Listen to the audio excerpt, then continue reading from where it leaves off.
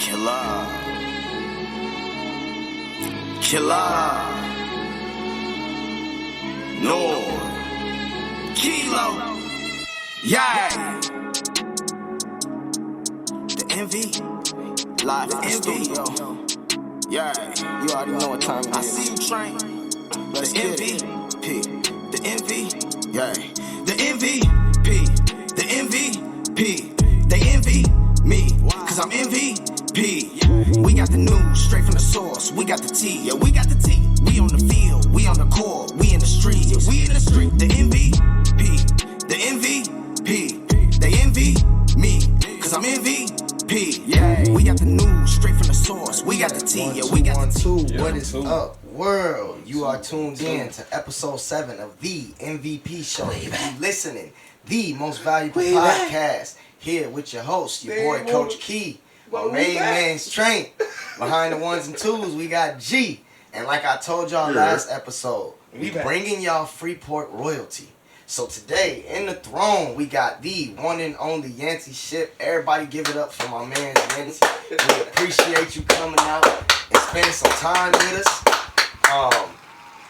If you watched the last episode, we appreciate you. If you're watching this episode, we appreciate you. Like, share, comment, subscribe.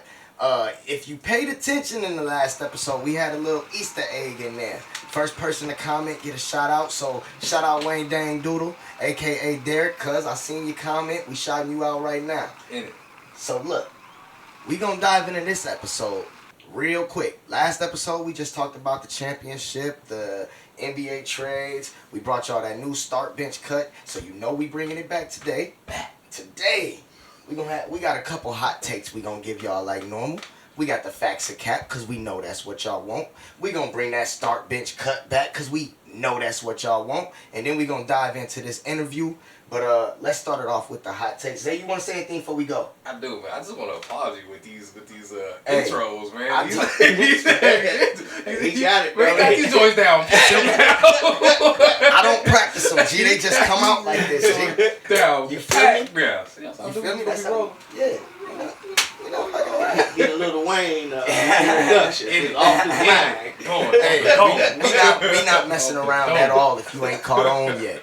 You feel me? Straight. Hot takes, man. First thing I wanted to jump into, these NIL deals, transfer portals, all this stuff for the kids now that wasn't here 10, 20 years ago. Man. How is this affecting the kids in the colleges today? Let's break that say Yancy Yeah, shit. How you feel about the transfer portals right now and just the overall what I compared it to yesterday when I was talking to Key was LeBron has made it easy for people just to leave teams now. You know, No loyalty. None. And it's trickled down to the college ranks now. Yeah. So how do you feel about that overall? Well, I think for the first thing, it's teaching the younger folks the wrong thing. Mm-hmm. I mean, if you make a dedication to something, you should be able to stick to that. Right. Now, because you dedicated yourself to this school, but this school don't give you what you want, or it doesn't really achieve where you would like it to go. Right. You know, this new sense of thinking is, I'm gone. Mm-hmm. Ain't no loyalty. And see, the thing about it, what people don't understand is that follow you into your life, into your adult life. So I don't think it's a real good thing. No. I mean, you know, they I think it's a way for the NCAA to make up for not paying them young folks over the years. Now you can go where you want, okay? Right. So I feel that. I mean, it's a gift and a curse in a way. I'm more leaning towards the curse side though, but the gift point is if it's not working out here, I do have a shot to go somewhere else. Yeah. But the curse part is it's too easy to do that. It's too easy. It's way too easy, and that's what colleges or players are doing now. Memphis just lost one of their top ranked players, and I can't remember where he's gonna go, but it's too easy. You seen it going on in football. especially with the majority of the quarterbacks. Yeah. Especially in the last few years. I mean, you got a fluctuate of quarterbacks doing it. Joe Burrow was one. Cam Newton was one. But at the same time, they're playing behind players that made a name for themselves in the NFL as well. Right. You know, and so you got to, kind of stay humble enough to just wait your turn. I know 4 years go quick. I'm aware of that. Like I said, I'm on the gift side too, because I wish we had these opportunities for us as well. Oh yeah. But or I mean maybe we did, but that road wasn't traveled, as much. Well, basically, and I hate to put it like this, but back in the days, owners was basically looked at as slave owners. Completely. I got your contract. Still do. And you gonna play for me or nobody else. And I'm gonna pay you what I want to pay you. I ain't gonna pay you your worth. Right. I'm gonna pay you what I want to pay you. Yep. And now, like I said, they making up for that mentality that they had. And okay, we're gonna pay you this exorbitant amount of money. And if you don't like it, you can still get out of here. You can sign the 4-year contract, but if you don't like it here after a year, you can force your way out of here. No, you can put your name on that paper. Man, completely. Yep. That's how I feel. Exactly. And how I feel. that's why I say that it kind of follows them in life where okay, I signed up for this, whether it be marriage or a job or whatever, but I ain't got to follow through. Yep. I can just transfer. Yeah. I can just transfer. This marriage is not I working. want a new wife. Where she at? How easy is working? Huh? So college, they're supposed to be a balance between student and athlete. Is that balance still there? Like, is student athlete even really a term that we can even use no more? Because it seems like if you go to school to be an athlete, you just an athlete. Yeah. That's what it is. You're an athlete. Yeah. The emphasis is now placed on you learning something for your future without athletics. Right.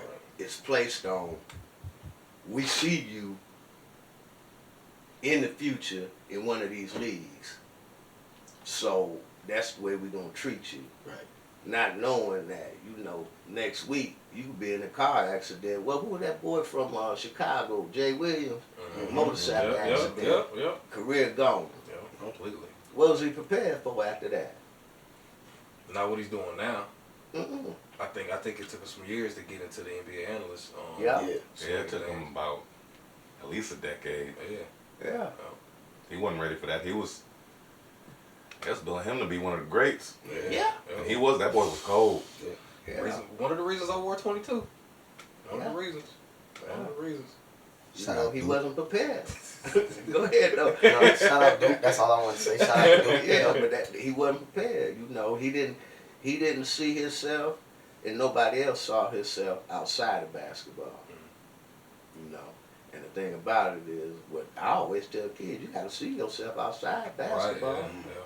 You might love basketball, but it's a fickle game. Yeah.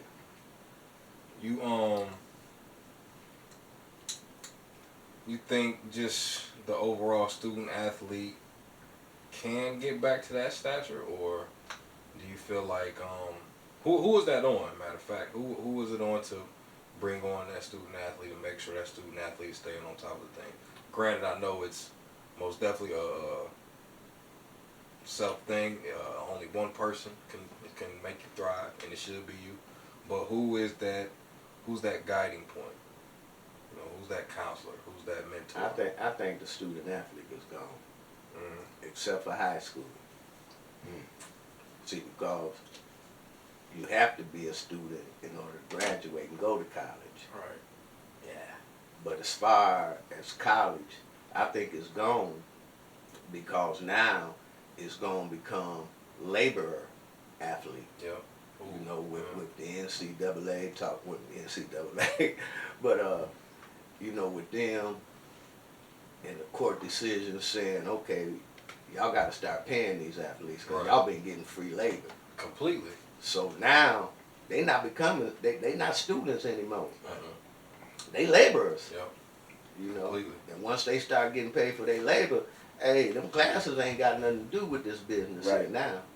You know, we got to pay you. So teachers, I know y'all want to teach them and stuff, but hey, we got to pay them. And we gonna pay them for what they can do. How you feel about the different athletes getting different sponsorships? So like, I made an example of, I think when we had Anthony Devin, but the Caitlin Clark that plays for Iowa, she got an H&R Block sponsorship and starts getting paid. How is that going to reflect on a the program, B, some of the other athletes? You know, if I'm able to get paid, what's to come of just the average Joe on the team? Yeah, and I think that's, you know, that follows life. You know, it follows life. You know, because of your talent, you know, you got people who will support you, who want to put their product on your back, or for you to, and that's in life. You know, it's a part of real life. You know, like when you out there and you searching for a job and you know you got the skills that other people don't have. Right. You know, those employers gonna say, hey, we want him. Now we got other people in our company and stuff that's been here for years, but they can't do what this person can do. So we gonna bring him in with more money than we've been paying these other people. And in college, it's gonna affect us. It's gonna be the same way, you know. And the thing about it is, it's gonna become an exploitation business. Right. Yep. You know, they trying to give the players incentives to stay in college. Okay, you was crying cause you wasn't getting no money. And you gotta understand, a lot of these young folks, they coming from poverty families and neighborhoods. Yep. So you can't blame them for getting what they can, how they can legally. Right. You know. But at the same time, if a system had been built years ago where, okay, this is a first level, this is a second level, this is a third level, this is a fourth level, regardless of your skill, when you come in, you on this pay scale. Yep. Next level, you on this pay scale.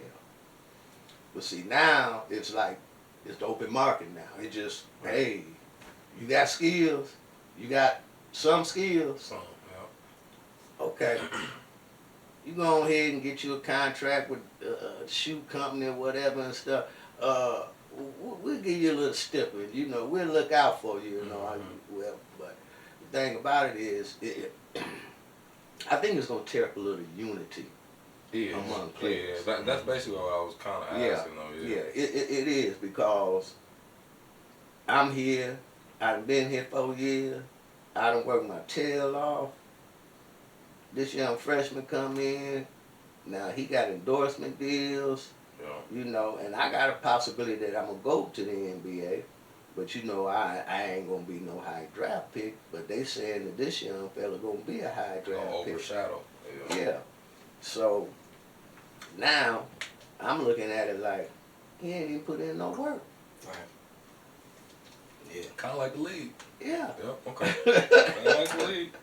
Yeah, he ain't put in no work, man. And I done put in 4 years work.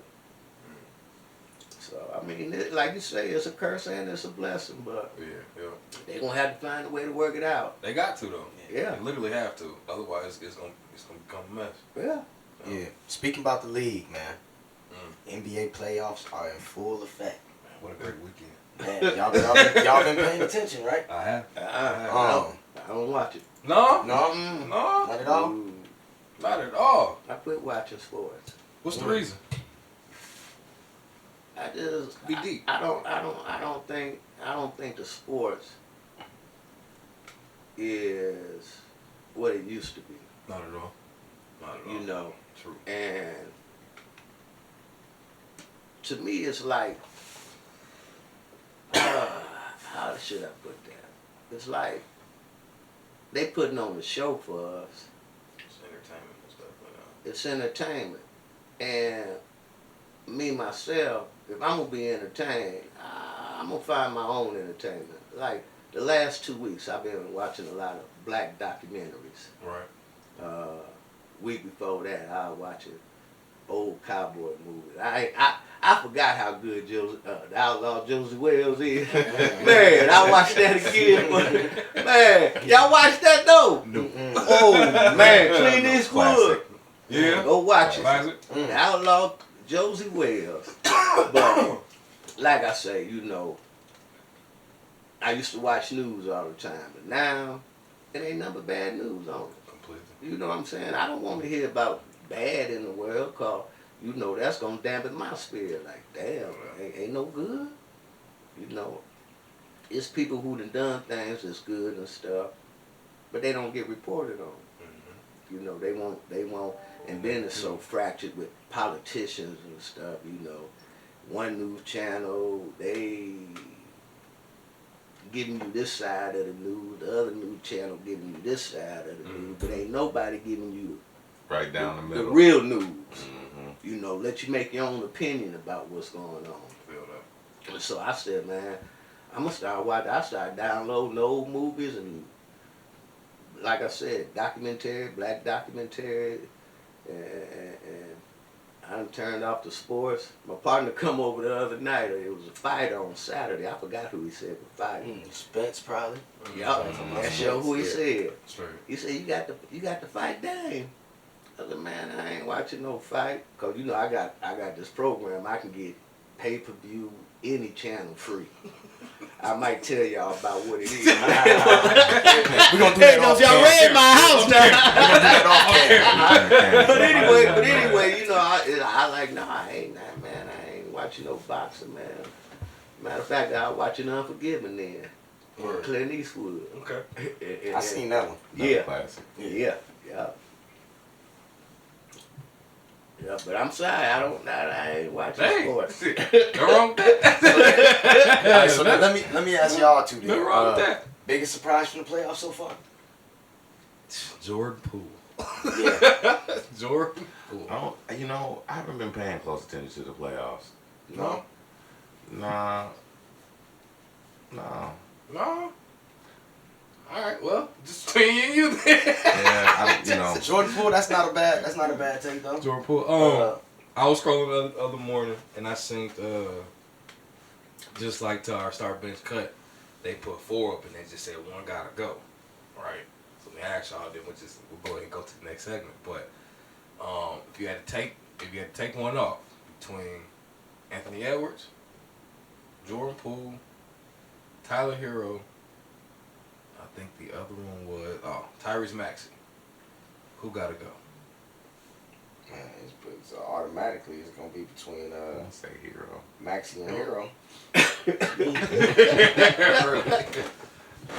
automatically between them, but I'm gonna take Hero, because I feel like Jordan Poole probably a better shooter. And that's about the only reason I would keep Hero. I don't know. It's tough. I probably had to cut Maxey. Yeah, I it's ain't gonna between them two to me. Cause just for the simple fact they got weak matchups right now, and they really ain't playing nobody yet. So next series we'll see how they play. But this man Jordan Poole, man, looks for real. So you play 2 games like that. Usually game 2, game 3, game 4, you see what a player is really about. You'll see if the star is really gonna be a leader for that team. The way he gets it done in game 1 and then kills it between game 4, game 5, game 6. But that team, you should have a good team effort between game 2, game 3, game 4. So that's how I feel. So we'll see how Jordan plays, man, the rest of the series and next series, though, for sure. Indeed. Anything you expecting from these first round? Let's see. Bulls might get swept.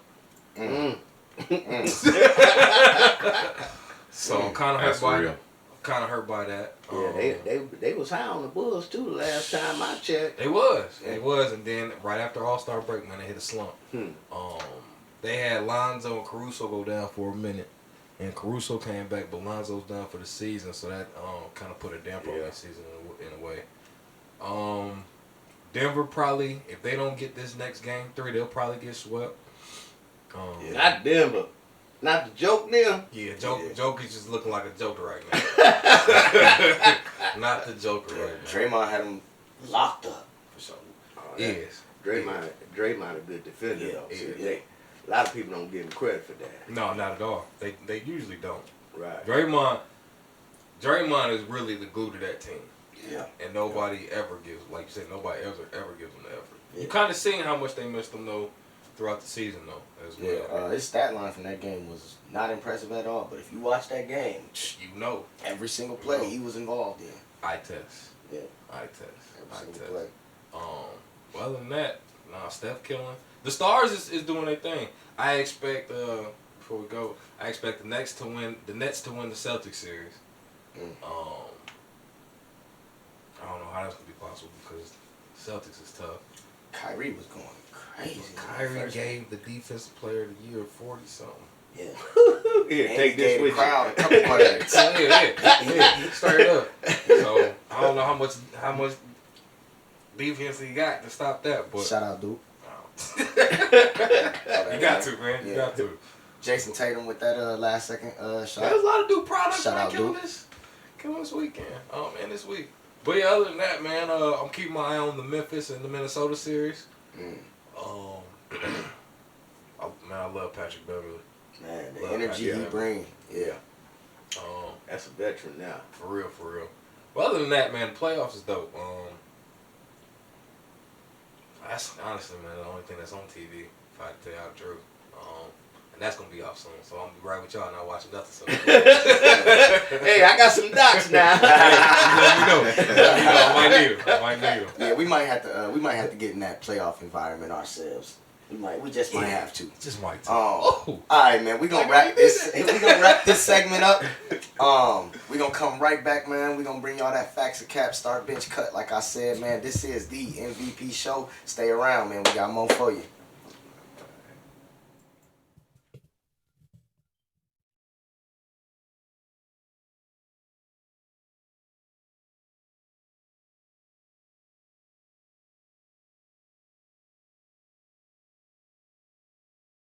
What is up, world? You are back to episode 7 of the MVP show. If you're listening, the most valuable podcast. Now we about to give y'all what we know y'all be tuning in for, man. We about to hit y'all with that Facts of Cap. We got 3 of them for Yancy. He gonna give us all these answers, man. Or so we think. He might pull the fast one on us. We don't know. We just gonna see what happens. We gonna see what happens. So this Facts of Cap. I'm claiming the 5th. I'm gonna give you 3 statements. You just tell me if the statement's true, facts, or you tell me if the statement is false, caps. The first one I'm gonna hit you with. LeBron James is the greatest player of all time. Facts or cap? Cap. Quick. No hesitation. Wow. With that. Cap. Quick. Why that's cap? Who's the greatest of all time?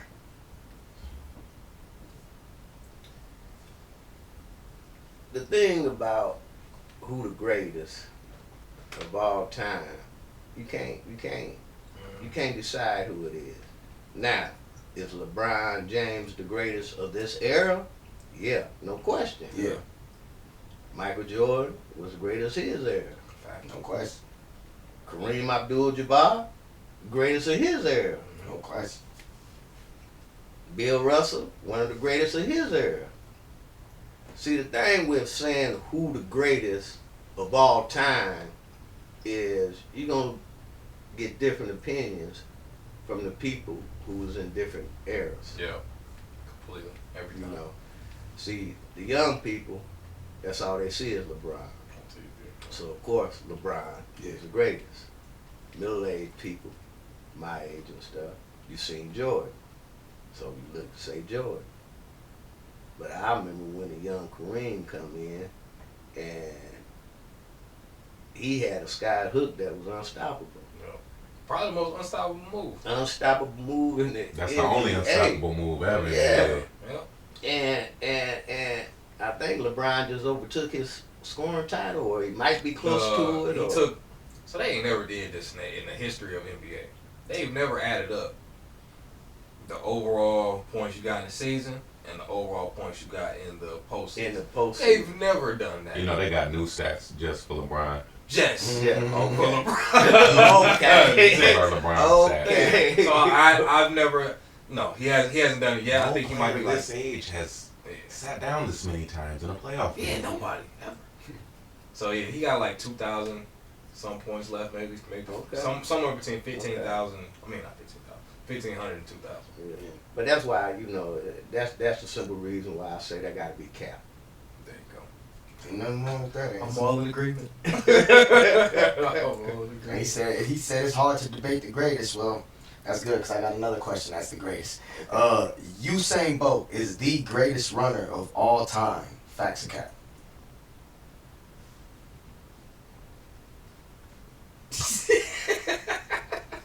That's rough. Yeah. Cap? Flojo. I knew he was gonna say that. Flojo. I mean, if you say the greatest male, maybe I'll go for that. Right. But I mean, Flojo. Yeah, you can't So top different that. on that one. That's nice. I like that. For the late. Top that. For the late. Yeah. For the late. This one's for y'all. Alright, now this is my last one. This one got a little local flair to it. We're going to ask about another piece of royalty. The G-Man would have had a greater impact than Roy Jones Jr. If he didn't succumb to his injuries.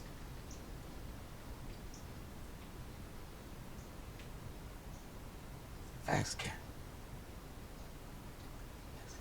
Oh, this is gonna be good. You talking about for community? Or just overall, you know, 'cause- Overall? So community added. yeah, community added as well, yeah. Cause this, you know, this where he from. Yeah.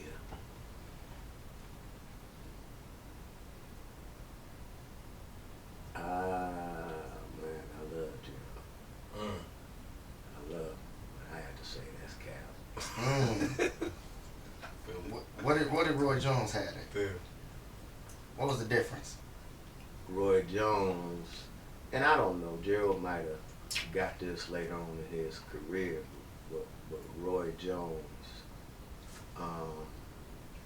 he found some humility, you know, and I know boxing is a hard sport to really be humble in, but in any sport, anything in life, you have to find humility, because if you don't, then things happen. Yeah, you'll be humble. You will be humble, you know. And Gerald was young. Gerald was young, and he hadn't found that yet. But he was a hell of a boxer. I mean, I put my money on him 9 out of 10 times. You know, but he didn't reach that stage yet. I mean, if you go back and see articles that he did and stuff, and I'm not gonna go into it and stuff, but you know, he hadn't found that humility yet. Right. And I think without that humility is what make you reach out to others. You know, when you're in your prime and you making money and you're doing things, a lot of time it's just me. You know, I'm what's important. You know, my wish is important. And you don't look at other things and say, hey, I need to give. I need to give more of myself. I need to give more of my money. Need to give more of my wisdom, my time, whatever it is. You know, we all got something to give. You know, and that was a hard one, really hard. I like that. That was deep. That wasn't what I was expecting, but that was deep. Y'all keep that G-Man drop in y'all minds, because we got something coming up for that too. Yeah, that was deep. All right, man, we gonna slide into this start bench cut. Okay? Now, you gotta pick. I hear. Don't you start. We got to talk about landmarks and stuff. The stuff said, don't forget about me. Don't forget about me. Tell me you're gonna be on the bench. Right. All right, now I'm gonna start you off with 3 runners. 3 runners. Okay, 3 track stars. Okay. You gotta tell me which of these 3 you gonna start, which of these 3 you gonna bench, and which of these three you gonna send on their way. Okay? All right. Now, Carl Lewis, Michael Johnson, Justin Gatlin. You get to start one, bench one, cut one.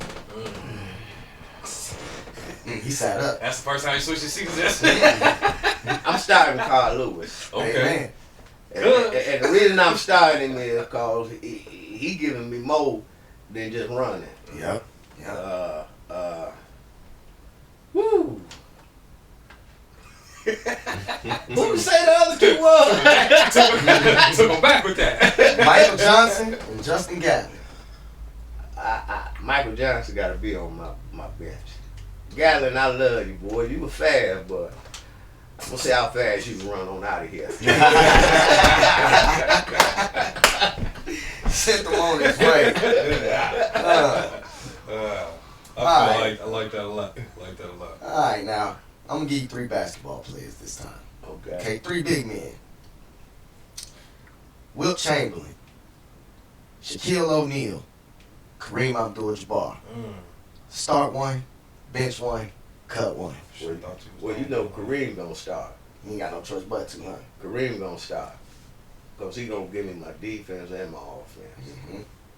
And even though Will averaged over 50 points a game one season, I still got to start Kareem open. Because in order to average that much, that means you got to have the ball all the time. And I got four of the men, you know that hey, I want to get into the game. So I'm gonna start Kareem. Boy, Shaq and Will couldn't shoot free throws because I can't base it on that. But I'd have to I love you, Will. Boy, you a monster, but I gotta bench Shaq and send. Well, I don't mind sending Wilt on his way. Hell, he had enough women. Hell, he got he got things. You know, of course. Before I take game off. Okay. Now for this last one, this ain't got nothing to do with sports. Okay, but you gotta start one of these people. You gotta bench one of these people and you gotta cut one of them. Oh yeah, this is tough. The leaders in the black community. This is tough. Okay. I like this. Elijah Muhammad, Martin Luther King Jr., Barack Obama. Start one, bench one, cut one. One of them can't get a speech. Right. Exactly. I like that. I like that. Yeah, that's hard.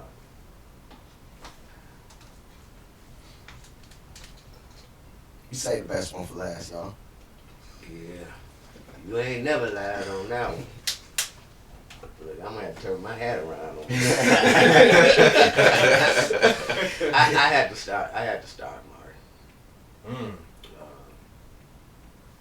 And the reason that I have to start him is because of the humility that he had trying to lead a people. And he understood that we couldn't outgun and take by force. You know, because all they do, call in the cavalry. Right. You know. And you know, now I ain't so up on nonviolent. If you strike me on this cheek, I'm gonna turn the other cheek. You know, I'm gonna turn the other cheek, but I'm gonna have this 22 in my hand. But I have to start Martin. I have to start Martin. Barack, I mean, you can't take nothing away from him because he was Martin's dream. He was Martin Luther King Jr.'s dream of being able to achieve anything that you put your mind to. So, of course, don't stop. I'm trying to get it right. No, but, you know, he was the culmination of Martin Luther King's dream. But I'd have to send him on his way. Who that? Barack? Yeah. Y'all would too. And I have to put Malcolm on my bench because, like I said, I'm gonna turn on the other cheek, but I ain't gonna keep on letting you slap me. Right. You know.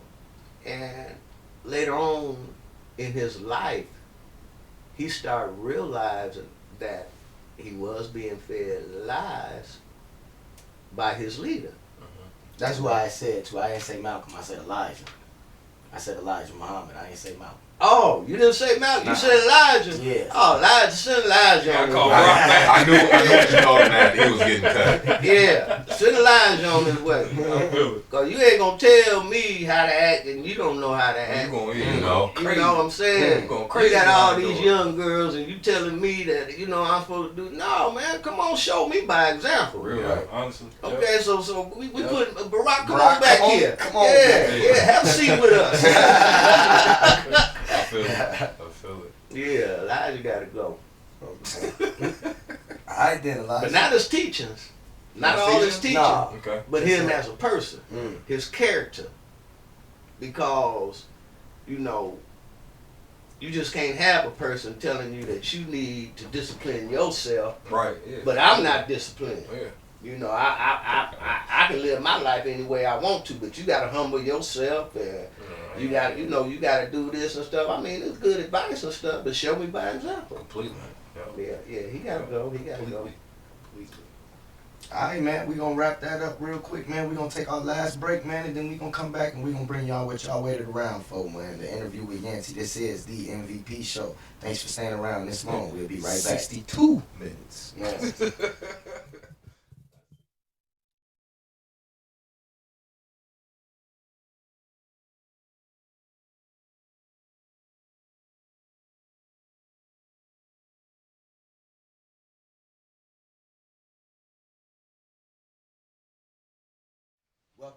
Welcome back, y'all. This is the MVP show. This is episode 7, man, and now we down to the nitty gritty, man. We got Yancy here. He gonna bless us with this little interview, man. We gonna dive into his life. We gonna dive into his trials and tribulations. We gonna dive into his glory, and we gonna give him his flowers while he here. But before we even get in too deep, we want to know about your past. You know, where you were born and raised, what the family makeup was like, what you went through as a child. I was born by the river. Okay. No. It was called the Pinkatowny Cut. No.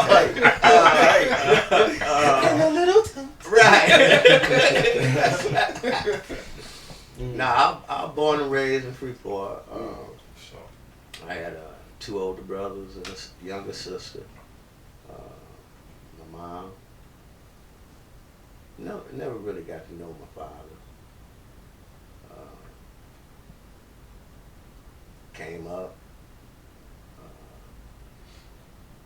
played sports,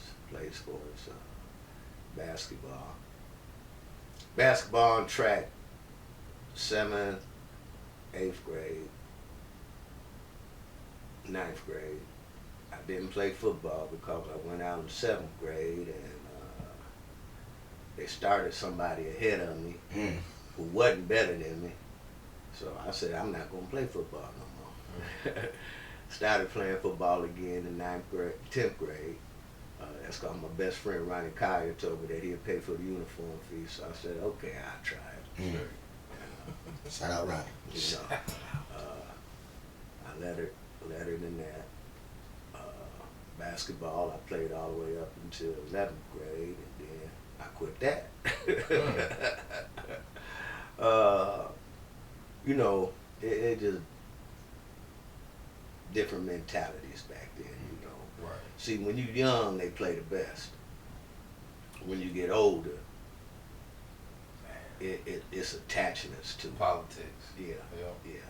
And went on to college, stayed there, went to Illinois State University on a football scholarship. I stayed 1 semester because I was not disciplined. You know, and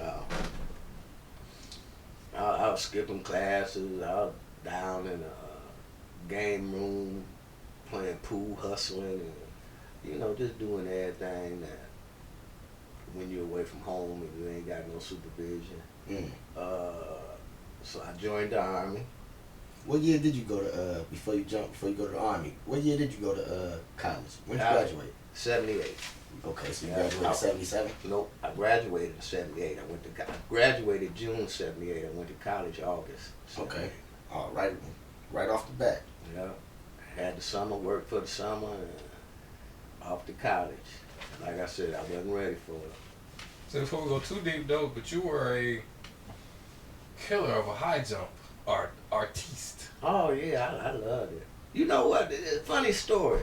I was living on the West End in the projects, and we used to sneak up. It was the business drive-in there. We used to sneak up there, and, get the speakers, put them on the fence, and watch the movies and stuff. And then, one day, a couple friends, they went in to get some popcorn.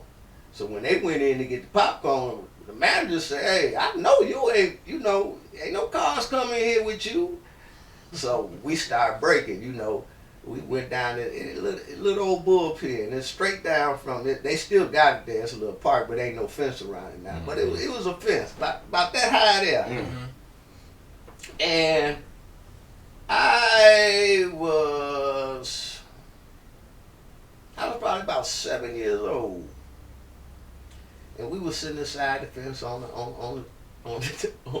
the swings and stuff, just talking and stuff, hoping our parents didn't hear about this and that. The police drove past up there by the drive-in, and they got out the car, and we broke. I was about 7 years old, no more than 8. I put one hand on that fence and cleared it. I knew I could jump in. I don't know if I was scared or what, boy, but hey, so Drilling pump. after that, when I started running track, we started, track in 3rd, 4th, 5th grade in elementary school, and I started high jumping, man. What? I'm sorry. What was the highest you jumped? 6'7". Jesus.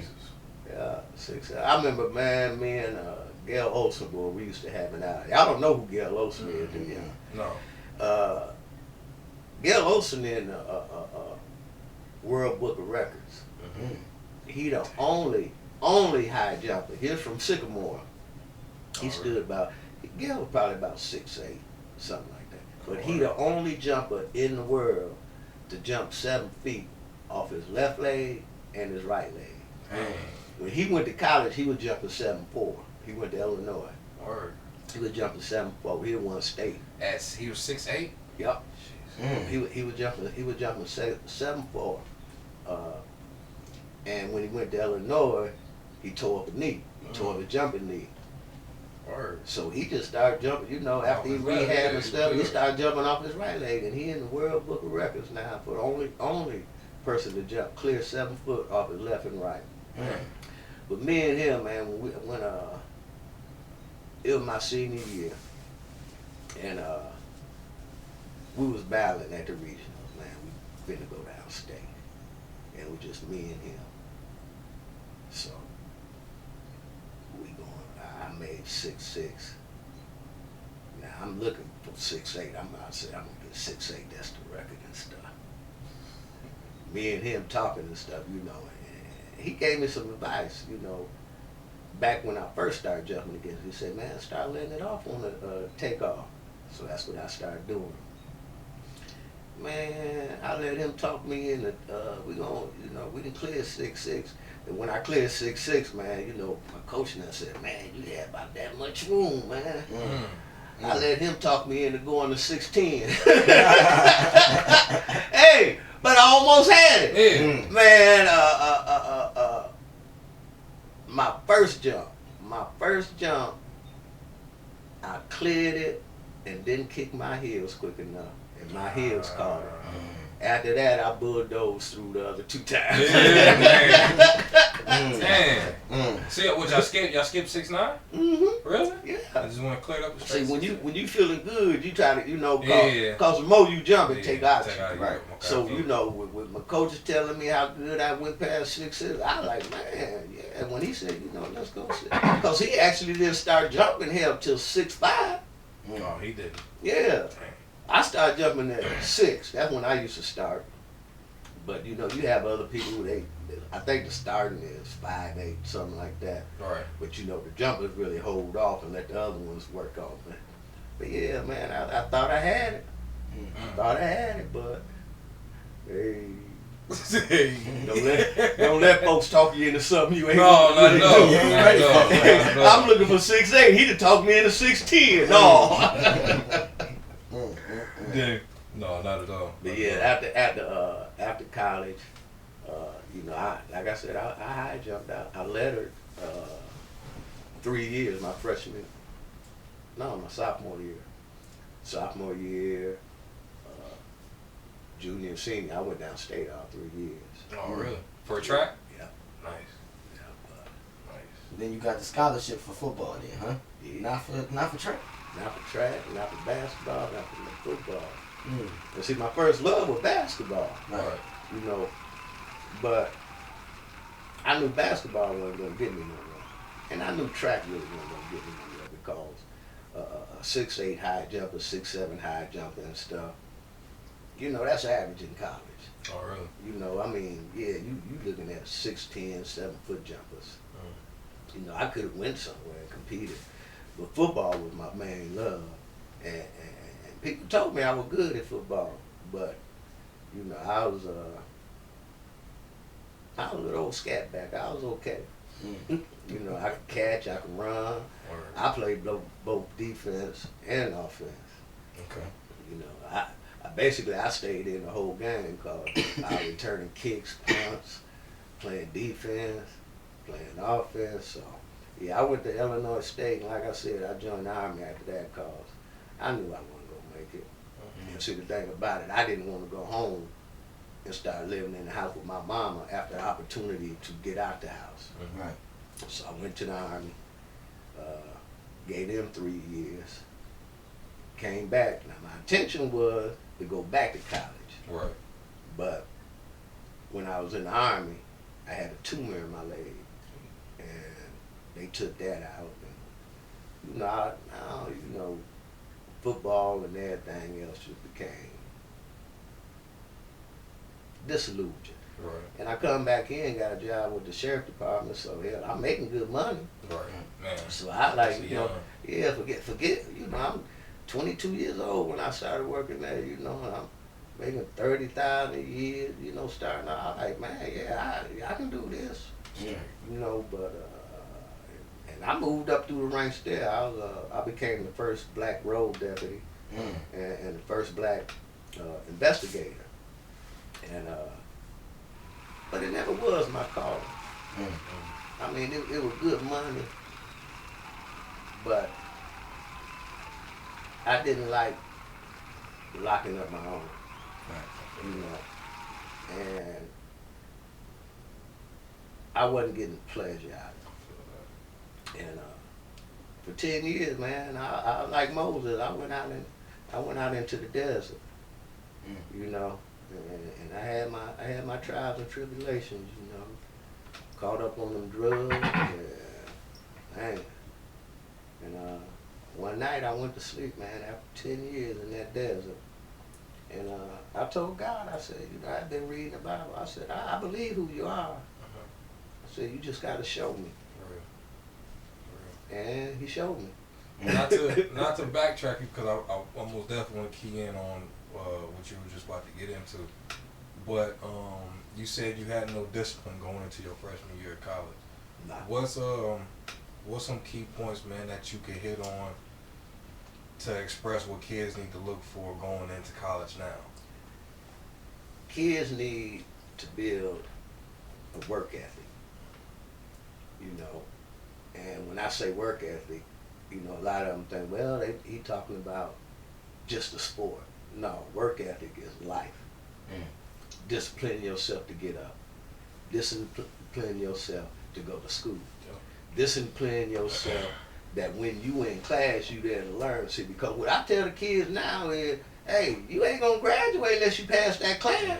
So why not pass it the first time instead of having to take it in the summer or later on down the road? Pass it the first time. Think you ain't got time until you wasting time. Yeah. You know, and that's what part of discipline, you know, is, see, discipline is stopping the body and the flesh from doing what the body and the flesh want to do. Mm-hmm. You know, I'm going to control you. You know, yeah, I want to sleep in this extra hour, but I got to be at school. Yeah, you know, I don't want to read this book, but yeah, you need to read this book to pass class. You know what, man? I had a 10th grade English teacher. Her name was Miss Wally. She used to live right across from the center in them apartments with a barbershop and everything. She used to live upstairs and that. And me and her were cool. I even introduced her to my girlfriend and stuff, you know, and we were cool. Man, I had her class sophomore year. She flunked me. Hey, your stories always take a dramatic way. Man, but it was the best thing that ever happened to me. Yeah. Cause you know I'm thinking that we cool, man. I ain't gotta read of Mice and Men, and don't nobody want to hear about the grapes of wrath and all. You know what I'm saying? And she flunked me, so I had to read. Yeah, buckle down. Man, I found out that I love reading. Yeah. I found out that I love reading, man. Yes, I had started reading a book a night. Yeah. I would start a book, I'm talking about 300, 400, 500 pages. I wouldn't put that book down till I was done with it. I love reading, you know, but I didn't know it. But she helped me find out, you know. But yeah, man, it's just funny. It's just funny, man, how things turn out. Because, you know, you never know what you really love or like unless you try it. You know, if you go around, oh man, I don't want to do that. That ain't nothing, man. No. You're going to miss out on opportunities. You might miss out on, like I said, man, when I first read the book, I was like, I got to read some more. Mm-hmm. You know, and I started to get intrigued to you. Yeah, you know, because I went through some stuff when I was younger. Yeah. You know, I walked out the house and found my brother dead in the field. Mm-hmm. You know, at 15, my mama got sent to the penitentiary. You know, and I found out that when I started reading, it took me away from all that. I was living the life of the author. I was going different places, seeing different worlds and stuff. It took me out of that. And I guess reading was my therapy. So, yeah, I mean, you know, reading. I got any English teachers, y'all need me, they need to put me on a stipend or something. Man, for real though. For kicking out that knowledge for them. I feel like they could most definitely use you in the school, man, for real. I tried to get in there, man. And as much as you do outside of school and at the Boys and Girls Club, like your leadership, your face, your character, just all like you always had the pops feeling to me. Like I tell you that from jump. But that this community could use that. You know what I'm saying? And like for them not to extend their hands further than Miss Baker. You know what I'm saying? Like it's sad. Because that's caring for your people. Yeah. See, like you said, you know, I always feel like pops, and that's the way I look at my work. Fact.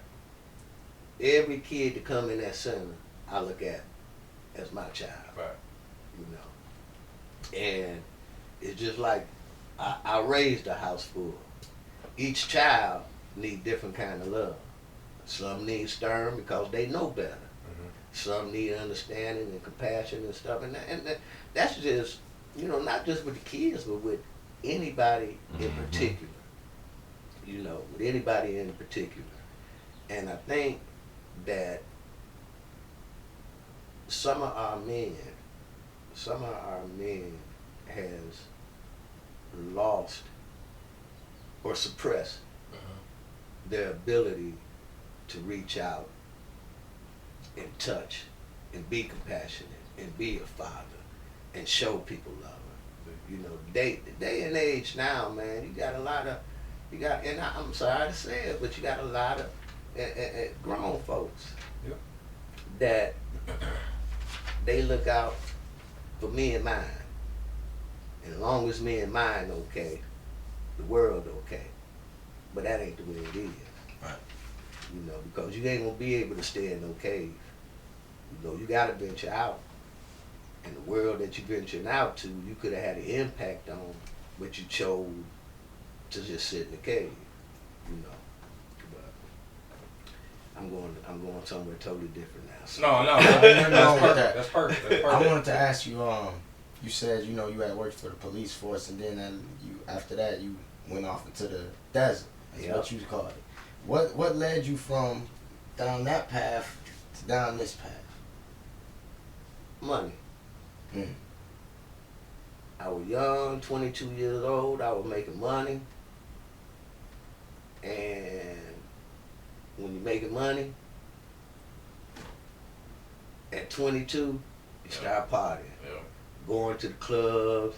Oh, man, cocaine? Oh, man, yeah, okay, I tried. Ooh, weed is good, you know. And I had some partners and stuff, and we used to, you know, I used to be 2 days on, 2 days off, every other weekend off.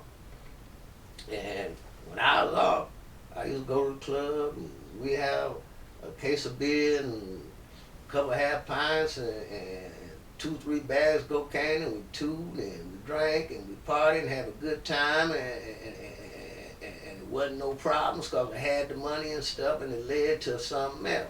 It led to me trying another form of cocaine, crack. And I don't care how much money you got. You can't afford that habit. You know, you can't afford that habit. You know, so my youthfulness and my ability to buy things and stuff led me into my desert. And the thing about it, I was in that desert, like I said, for 10 years. And by the time I laid my head down that night, when I talked to God, I was smoking an 8-ball a day, and I was tooting $200 worth of heroin a day. And I had tried to stop, but I couldn't. You know, when they say them withdrawals and stuff kick in, they ain't never lie. You think my stomach was growling in? Shoot. But like I said, you know, I told God, I believe who you are, but you're gonna have to show me, and He showed me. You know, and after that, if that is not a humbling experience, nothing will humble you. Right. You know, and I just lived my life after that, and the way I live it now, it's not about what I can get or anything, it's what I can give. You know, and I ain't got a whole lot of money, so the only thing I can give is myself, Right. And that's more valuable than anything. Yeah. Yeah. Time is always more precious than money. Yeah, sure. See, that people got that thing backwards where, you know, they love money and things and use people. But you're supposed to love people and use money and things. You know, and the way the world is now, the way the thinking is always, I want to build wealth, I want to build wealth, I want to build wealth. Okay, when you build wealth, what you gonna do with it? Because see, one day we're gonna turn back to them ashes, dust to dust, you know? And people ain't gonna remember you for your money. Not your money, God. You know what I'm saying? I don't care how many monuments people build to you or whatever and stuff. We don't talk about the Lincoln Monument. Even though it's a big old building. For real. At all. When we talk about Lincoln, we talk about Lincoln how he you know, signed the Emancipation Proclamation and all that and stuff. People remember you for the things that you done, how you touched them. And that's what I want to be remembered for. You know, I want, you know, when I leave here, and I hope it ain't too soon, but, you know, I hope that when people think about me, it'll bring a smile to their face. Yeah, fact. Do. You know. Does. I don't want nobody to say, oh, man, that dude, man, yeah. I ain't never seen a room not light up when you walk in. Yeah, that make me light up. Yeah, that's what I'm saying. Yeah. That's what I'm saying. Yeah, exactly. Yeah, but there's one thing about it, man. I can't complain about life. You know, I got out. You know, I stumbled out the blocks. You know, but now, you know, my life is everything that I would want it to be. You know, it's like I'm free. You know, I don't have no burdens of having to be a certain person. Right. You know, I'm the person who God meant me to be. And with that, it's just so much freedom, man. So, All right, man. We're going to take one more quick little break, man. We're going to get back, man. We're going to wrap this up, man. We're going to get Yancy his flowers before he get up out of here. This is the MVP show. Stay tuned.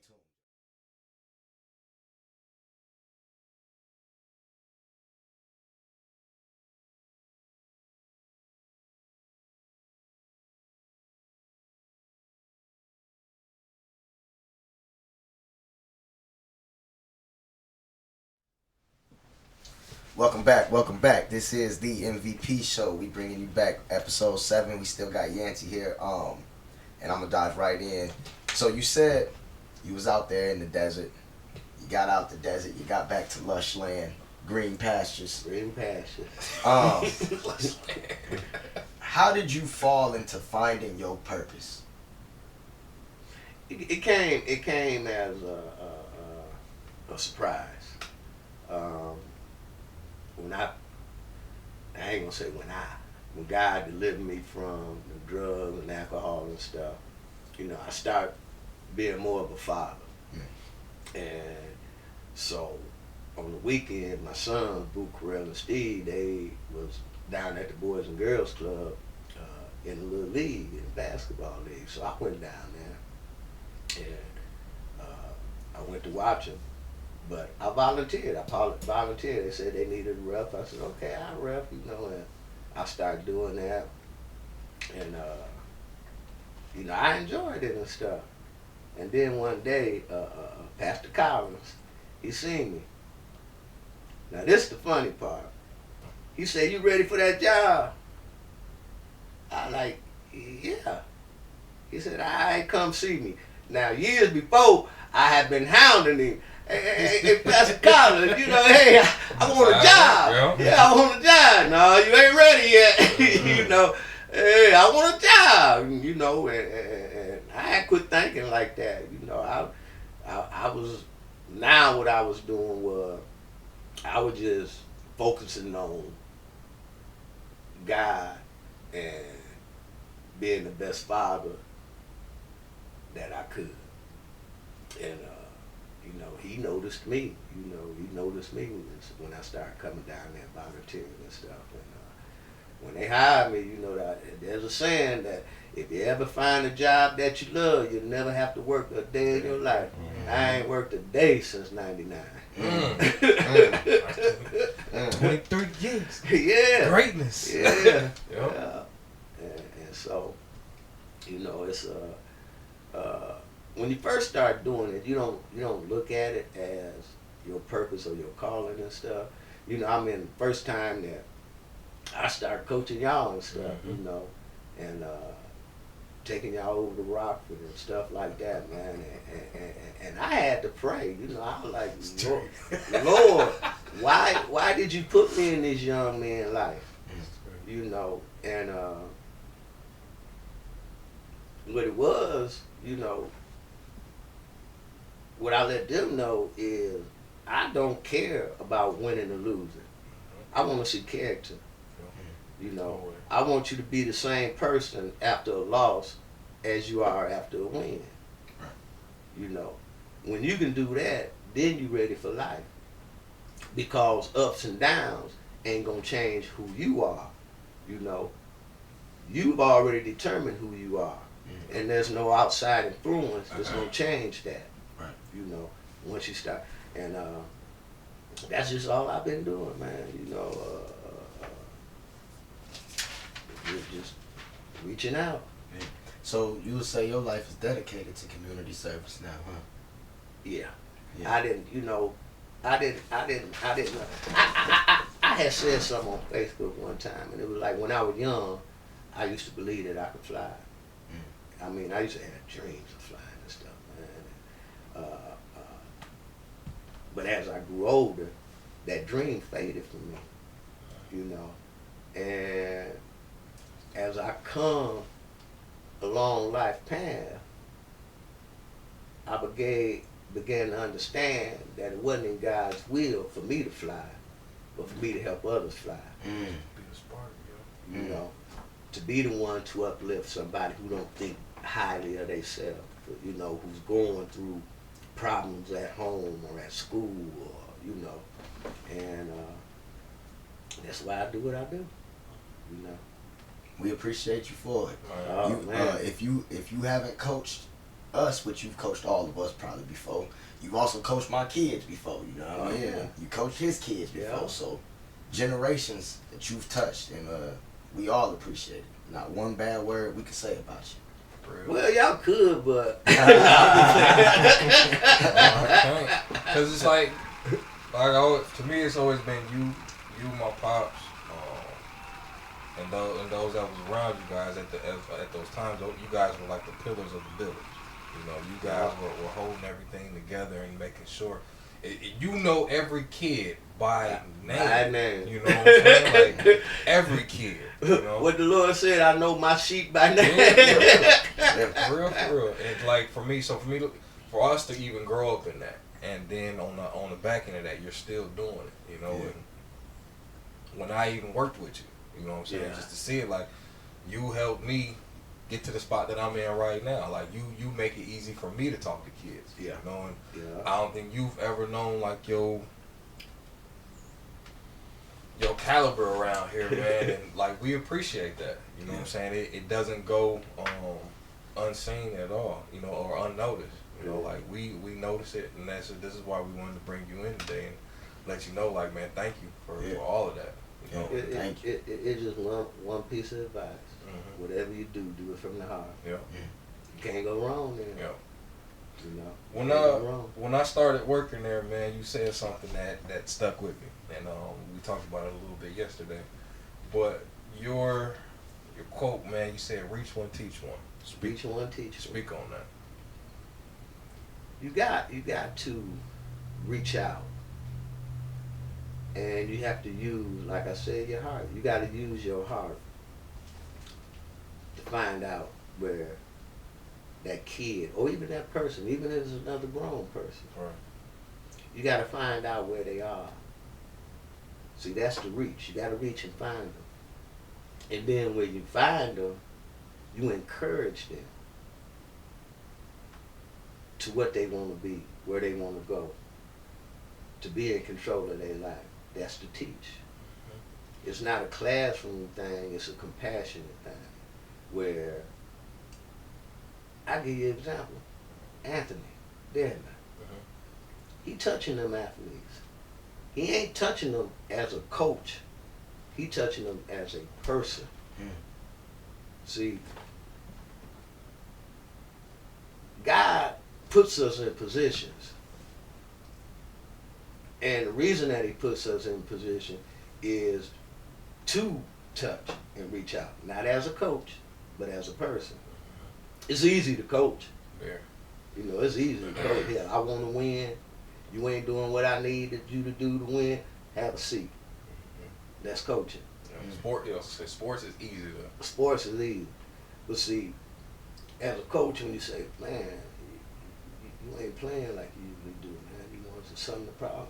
You know, if you need to talk, you know, that's the compassion. That's reaching out. You know, when you see a kid and he's steady getting in the thing, it's easy to think, man, he ain't got no home upbringing, and you know, but at the same time, you never know what he's going through at home. You know, he might not ate last night, or he might have seen his mama get jumped on, or he had to sleep in his sister's bedroom to keep the uncle from sneaking in there. You know, so you gotta reach out there, and then once you reach out there, then you show that compassion, but at the same time, you try to help raise them out of whatever is the problem, and that's the teaching. And if everybody done that, man, we be all right. We gonna be all right anyway, but I mean, we really be all right. Yeah. Speaking of that, born and raised in Freeport, man, and in the times that we're in, the society that we're in right now, what's some of the problems that you think we face as a community? Biggest thing is that we're not really a community per se. Back when I was growing up, Mama said be in the house by the time the lights come on. And you had neighbors, older neighbors and stuff, that be sitting on the porch, that'd be like, Yancy, I think it's time about you heading home. You know, your mama wants you home for, you know what I'm saying? You know, everybody looking out for everybody. You know, you can't roam the street drinking and smoking because you had neighbors. Boy, you know your mama, let me call her. You know, but now we ignore that. Grown folks ignore it. You know, and I used to always tell folks, man, we are growing an invisible generation. Ooh, I heard that. That's why they do what they do, because they think they're invisible. You don't pay no attention to them. They done kicked them out of school and everything, and you done throw the towel in on them. They're invisible. You walk past them going to the store, you don't even speak to them. So the term nowadays is throw the whole kid away. Throw the whole kid away. They done threw them away. You know, I said it like this: you can't throw a kid to the wolves and then be surprised when they come back acting like a wolf. Yep. You know. Yep. You gotta keep your hands on them kids. You gotta, you know, even into adulthood, you gotta keep your hands on them and help them. You know, because it ain't no magic age 18 where they done figured it out. And, you know, but we say, man, you grown now. Society. Yeah, and if you do bad, hey, we wash our hands of you, man. We ain't, man, them the ones that you really gotta fight for. Yeah. Them ones having trouble up there at the school and stuff. You know, them the ones you gotta fight for. Because they still gonna be part of the community. Straight. You know. For real though. Yeah, they still gonna be, you know. I ain't gonna let you be invisible. You know. I go to the stores and stuff. I see people I don't know. I be like, hey, who is you? Who your people? I had a couple people look at me like, damn, who, you know, and somebody be with him, oh, that's Yancy, man. You know, you ain't gonna be invisible to me. Because if I see you doing wrong, I wanna be able to say, hey bro, hey man, you need to think about that. Yeah. You know. But if I don't speak to you, I'm gonna be able to say something to you. For real though. I make it a point to anybody I see, but especially black people, how you doing? Yeah. Anybody, it don't matter what's going on, hold the door open for them. Just take it upon myself to say something to them. Yeah. Whether it's just a hi or bye. Acknowledge each other. That's key. Yeah. That hi might make somebody's day. Completely. Man, how you doing? Ooh, I like that hat. Hey man, where you get them Jimmy's from? Man, they look, you know what I'm saying? You done made somebody's day. You know, they might have been thinking about going to jump on somebody. Now, they, you know, you can run smile to their little light. Man, they cool now. Hey, man, I ain't even worried about that. Straight. What's some positives that we can build on as a Freeport community, though? The positive that we can build on is that we all know each other. We all know each other. You know, most of us been raised here. We know the elders, we know the youngsters, and that's a positive. But the only way to be a positive if we start reaching and teaching. You know, hey bro, look, I know you got something on your mind, man, but you know, instead of me running behind him, yeah, you know, instead of you saying, oh man, he did what? Come on, man, let's go. You know, no, I always tell kids, you know what a real friend is?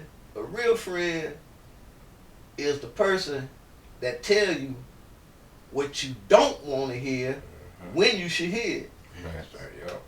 That's a real friend. That's a real friend. Real friend, you know, you finna do what? Man, come on, man. You thinking crazy, man. Sit down, man. Come on, you know. That's a friend. Yep. Now the one say, what? Come on, man, let's ride. No, that ain't no friend. Get away from him. Get away from him. You know. But that one that tell you, nah, man, even though everything in your mind and your heart and everything else say, man, do this, and that man say, nah, man, think about that. You hold on to that man now. That's a friend now. That's a friend, though. He ain't looking to please you. He looking to help you. Right. You know, so yeah, that and you know that's what we, you know, as a community we all know each other. But we all, you know, we done clannish. Yeah. I hang out over here, I hang out over there and stuff. But see, the thing about it, the town ain't nothing but a big old clan. So we might as well start reaching and teaching and touching each other's block. Tell everybody, you know, 5 miles long. Yeah. Probably less than that. Yeah. All the empire, you can be all Freeport. From the root to tattoo. Hey, we running straight through All the now. empire, you can go straight to the empire. You have been all of Freeport. All of Freeport. You know? So it should. I most definitely feel like it should never be this divided the way it is. There's people that are pulling, you know, in the same direction. But I will highlight it's most definitely more negative than anything, and that's what I'm always trying to combat is the negative. How do when you're dealing in your facility, your radius, how do you deal with children? You know, when they come to you, or when they're at the Boys and Girls Club. Well, I'm gonna tell you this. What's it like being in your domain? Every kid come through that door, I'm speaking to. And not only am I speaking to, I'm gauging them. Okay. Is it coming in smiling? Is it coming in frowning? How's it coming in? You know. And that lets me know which one do I need to pull and encourage or do something silly to, you know, hey man, you know. And it's just knowing. You gotta know. For me, it's knowing kids, but it's also knowing people. You know when somebody having a bad day. Right. It show. What's the song? Earth, Wind, and Fire. It shows on your face. I don't know this one. What is it? Ain't it funny? Ain't it funny how you feel it shows on your face? Earth, Wind, and Fire. Right. They told the truth. The feeling shows on their face. You know when somebody up to no good. Fact. You know when somebody happy. This is real. You know when somebody down, man. They carry it on their face. They carry it in their body and stuff, man. And you know when I see that in the kids, man, I ain't having it. I ain't gonna have you moping around here. No. You know, this ain't what this is. You know, hey, and that's what I do. You know, like I said, a father, and a father know how to talk to each child. Yeah. You know, deal with them in their own right. I had a house full, man, and I had to deal with each one. If they all done the same thing, I knew that I had to deal with each one different. And that's with anybody, you know. And you find out, you know, some you reach through humor. All they need is a crack of smile, and all that heaviness that just float off of. You know, some you gotta spend time with. You know, let them vent, whatever it is. You know, it's just knowing them kids. And like I said, I take it upon myself, and I look upon myself that every kid that come in there is my child. You know, when they mother, father, family, grandmama, whoever send them there, when they sent there, they expect them to be in safe hands. And I like to be in them safe hands. You got anything else you want to ask him? I do. 2 more questions. Keep it flowing. Keep it going. 2-part question. Okay. I asked one real quick, but what's a critical thought, man, that you really, when you wake up on a day-to-day basis, what's a critical thought that you have on not just your life, but the people that's around you? What's a critical thought that you First thing I do when I wake up, I just be like, Lord, you know, let me do your will today. Let me, you know, whatever it is, you know. But a critical thought that I have on people that are around and stuff is that they don't understand the importance of reaching out and touching and being effective in somebody's life. People don't understand how important it is. You know, people be on Facebook for likes. Yep. Oh yeah, that man done it, they gonna do that and that stuff, and you know, you get your girl, I wouldn't go for that, you know, and man, you should crack that man, you know what I'm saying? and see, the thing about it is, people are looking for relevance, but they looking for it the wrong way. And see, instead of people saying, hey, you know, being a little harsh, ain't you? Yeah, calm down. You know, they won't. They feed the fire. Yep. You know, I didn't hear a couple people say, man, you gotta take this text, that text down, man. Yeah. You know, cause you ain't gonna be feeling like that a couple hours from now or a day from now. You know, and you know, I am critical of people who, and I hate to say it, who, like I said, feeds that fire on adversity. You know, because all it takes, you know, everybody will listen to somebody. So imagine if you had everybody speaking to somebody. Everybody be hearing something. Something.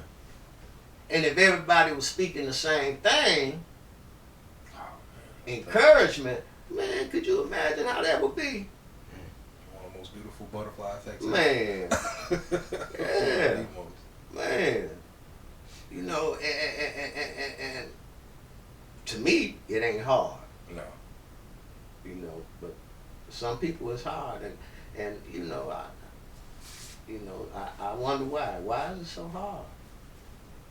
You know, why is it so hard to be nice? Why is it so hard to be kind? Why is it so hard to be caring? Why is it so hard to reach out? You know, but I guess my purpose ain't everybody's purpose. Right. Feel that. Feel that. All right, last question. Okay. How can we? There's four of us here that most definitely think, you know, we should be a community, things like that. And I know it's for others, and multiply that, things like that. But we can never get everybody to get on the same page that we just got done talking about. Mm-hmm. But what is one or two ways, man, we could begin to re-establish our village? Recruit. And when I say it like that, don't leave the recruiting to one person. Have one person recruit a new person. Have that one recruit a new person. Have that one recruit a new person. Have that one recruit a new person. See, right now, it's one of them things where everybody expects one person to do all the recruiting. Yeah. This is not football. This is not basketball. This is life. I touch you. You touch him. He touch him. He touch her. She touch him. He touch her. You know what I'm saying? Like COVID. Like COVID. It's like COVID. Like COVID. Breathe on them. Like COVID. Exactly. Until everybody can touch everybody, all the way down to the little kids. Yeah. You know, that's the way it works. That's the way it works. In some place the chain gonna be broken, but it gotta be picked up and continued on. You know, everybody get grown. They have their own needs, their own wants and stuff like that. But see, the thing about it is, what people don't understand, they love to live in a peaceful community. They love to live in a happy community. They love to live in a prosperous community. But those things just don't come. You gotta make it happen. People who live in those kind of communities, they make that community happen. You know, they speak to everybody every day. Hey, you need help. I see your grass growing a little bit long. You need some help there, my son. Hey, you know. Back, You know. For real. And that's all we gotta do, man. All we gotta do is just touch each other. And that person touch somebody else. Man, they call it a chain reaction. Yep. We'll be good then. We'll most definitely be good. Well, we gonna go ahead and wrap this one up, y'all. Man. This is the MVP show. This was episode 7. Great words. Your boy Coach Key, my man's TrainT, my man's G behind the ones and twos. Like I said, we brought royalty here, man. We hope y'all listen to this whole episode because there were so many jewels dropped. I'm just thinking about the stuff he said right now in my mind. I'm ready to get to work. So I hope y'all. I can't wait to watch this. I hope y'all feel the same way when y'all watch it, man. Like, share, subscribe, comment, all of that. Yancy, we appreciate you for coming out here. I appreciate you having We want to give you your flowers while you're here, man, because like we said, you've touched all of our lives, even some of our kids' lives, you know what I mean? So, vital to the community, and we appreciate you. Oh, man, thank you. All right, y'all, this is episode 7, man. We going to send y'all on y'all way. Peace, love each other, love yourself. Peace. Authentic, my crown fitted, so you already lost. If he throw it up, I'm coming down with it. We like Brady and Moss. Brett Favre with this sidearm, I'm like AI with this cross. Like Westbrook with that drip, homie. Don't slip all in my sauce. Trophies all in my house. Prime time and that's vouch. We was in the field, you was sitting home on your couch. We was running 40s while you steady running your mouth. Shooting lights, Kobe to the shot clock, run it out. The MVP, the MVP. They envy me, cause I'm MVP. We got the news straight from the source. We got the tea, yeah, we got the tea. We on the field, we on the court, we in the streets, yeah, we in the street. The MVP, the MVP. They envy me, cause I'm MVP. Yeah, we got the news straight from the source. We got the tea, yeah, we got the tea. We on the field, we on the court, we in the streets, yeah, we in the streets. Look.